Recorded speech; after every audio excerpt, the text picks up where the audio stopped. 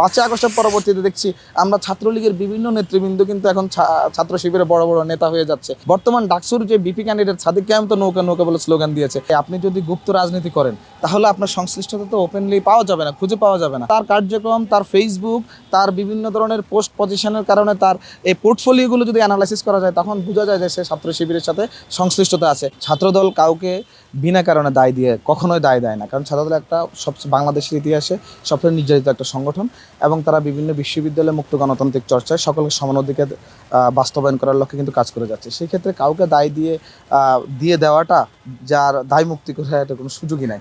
কারণ বাংলাদেশ জাতীয়তাবাদী ছাত্রদল দেখেছে যে আলী হোসেন নামে ঢাকা বিশ্ববিদ্যালয়ের এর যে 20-21 সেশনের শিক্ষার্থী, তার ব্যাপারে কিন্তু বিভিন্ন জায়গায় আপনি দেখেছেন এবং অনুসন্ধানও হচ্ছে এবং তাকে কিন্তু অলরেডি বিশ্ববিদ্যালয় প্রশাসন 6 মাসের জন্য তাকে সাসপেন্ড করেছে, শাস্তি দিয়েছে।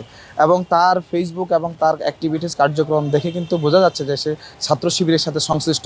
এখন ভাই, আপনি যদি গুপ্ত রাজনীতি করেন তাহলে আপনার সংশ্লিষ্টতা তো ওপেনলি পাওয়া যাবে না, খুঁজে পাওয়া যাবে না। আপনি উচ্চতর তদন্ত করলেও কিন্তু তার ব্যাপারে কোনো ধরনের আপনি খুঁজে পাবেন না যে তার রাজনৈতিক সংশ্লিষ্ট কি ছাত্র শিবিরের সাথে আছে কিনা।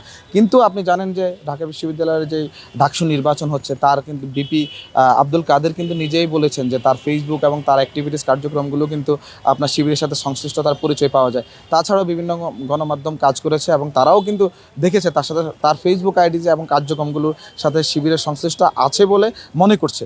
তো আজকে আমরা জানি যে আলী হোসেন যেই ফেসবুকে যে স্ট্যাটাসটা দিয়েছে, সেই স্ট্যাটাসটা সে ব্যক্তি আলী হোসেন যদি সে ছাত্র শিবিরের রাজনীতির সাথে জড়িতও থাকে, আমরা জানি যে এস এম ফরহাদ সে কিন্তু ছাত্রলীগের নেতৃত্বে ছিল, পোস্টের নেতা ছিল। তার ব্যাপারেই তো মুক্তিযুদ্ধ বিষয়ক ফাহমিদা যে নির্বাচন করছে ডাকসুর, সে একটা রিট করেছে। কারণ আপনারা জানেন 128 জন শিক্ষার্থীকে কিন্তু ঢাকা বিশ্ববিদ্যালয় ডাকসু থেকে ছাত্রলীগের সংশ্লিষ্টতার কারণে কিন্তু তাদেরকে সকল পর্যায়ে, এবং জুলিয়াস সিজারকেও কিন্তু আপনারা জানেন ছাত্রলীগের সাথে সংশ্লিষ্টতার কারণে তার প্রার্থিতা বিপি ক্যান্ডিডেট হয়েছিল, তার প্রার্থিতাও বাতিল করেছে। তো সেই ক্ষেত্রে ফরহাদের ব্যাপারটা এখনও মামলা রিট অনুযায়ী চলছে। তো সেই ক্ষেত্রে যে আলী হোসেন যে কথাটা বলেছে সেটা তো এখন পর্যন্ত গুপ্ত রাজনীতির কারণে তো আমরা জানতে পারছি না যে সে কি, কিন্তু তার কার্যক্রম, তার ফেসবুক, তার বিভিন্ন ধরনের পোস্ট পজিশনের কারণে তার এই পোর্টফোলিওগুলো যদি অ্যানালাইসিস করা যায় তখন বোঝা যায় যে সে ছাত্র শিবিরের সাথে সংশ্লিষ্টতা আছে।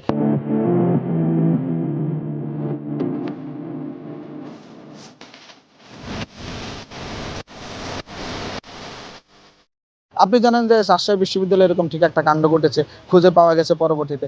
এই যে নারীদেরকে অবমাননাকর কথা বলা, এই যে নারীদেরকে নিয়ে বিভিন্ন মন্তব্য করা, এই কাজগুলো তো একটা উগ্রতার পরিচয় বহন করছে।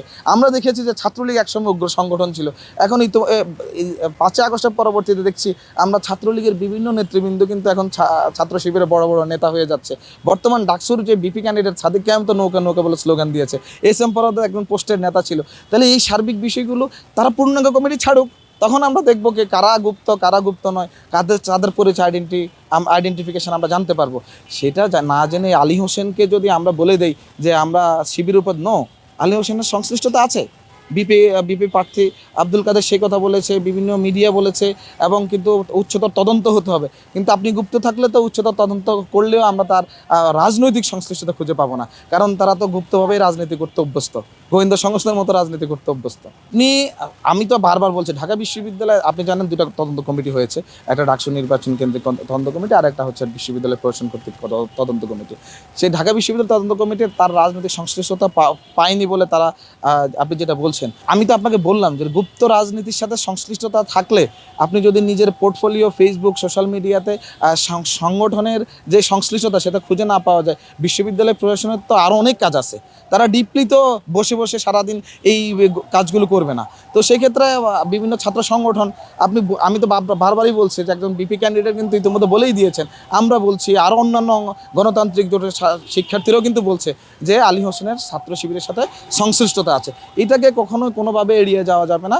এবং ছাত্র শিবির এই কার্যক্রমগুলো রাজশাহী বিশ্ববিদ্যালয় করেছে। এর আগে কয়েকদিন আগে আপনারা দেখছেন একজন নারীকে হেনস্থা করা হয়েছে এবং লাথি মারা হয়েছে, পরবর্তীতে তার পরিচয় খুঁজে পাওয়া গেছে, দেখা যাচ্ছে তার জামাত ইসলাম এবং ছাত্র শিবিরের সাথে সংশ্লিষ্টতা।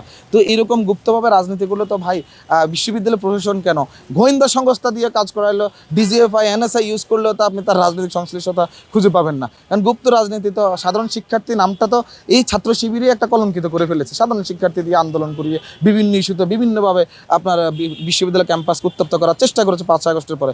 তো সেই কাজগুলো গুপ্ত রাজনীতি থেকে বেরিয়ে এসে ওপেনলি সবাইকে জানিয়ে দিয়ে রাজনীতি করা উচিত। আপনারা দেখেছেন যে ছাত্র শিবির কিন্তু বিভিন্ন ডাকসু কেন্দ্রিক যে নির্বাচন হচ্ছে হলে হলে কিন্তু আপনার প্যানেল দেয়নি। কেন দেয়নি? ওই গুপ্ত থাকতে হবে তাদেরকে। গুপ্ত থেকে তো বাংলাদেশে রাজনীতি করা সম্ভব না, গোয়েন্দা সংস্থা হয়ে রাজনীতি করা সম্ভব না। রাজনৈতিক মাঠ একটা, গোয়েন্দা আর গুপ্ত রাজনীতি আরেকটা। তো সেই ক্ষেত্রে আমরা বলবো আলী হোসেনের যে ব্যাপারগুলো আসছে সেই ব্যাপারগুলো আরও উচ্চতর তদন্ত হচ্ছে এবং ইতোমধ্যে কিন্তু প্রুফড যে বিভিন্ন ছাত্র সংগঠন কিন্তু অলরেডি বলে দিয়েছে যে তারা হচ্ছে আপনার শিবিরের সাথে সংশ্লিষ্টতা আছে, তার কার্যক্রমের কারণে আপনারা আরও উচ্চতর তদন্ত আশা করি আপনারা খুব শীঘ্রই খুঁজে পাবেন।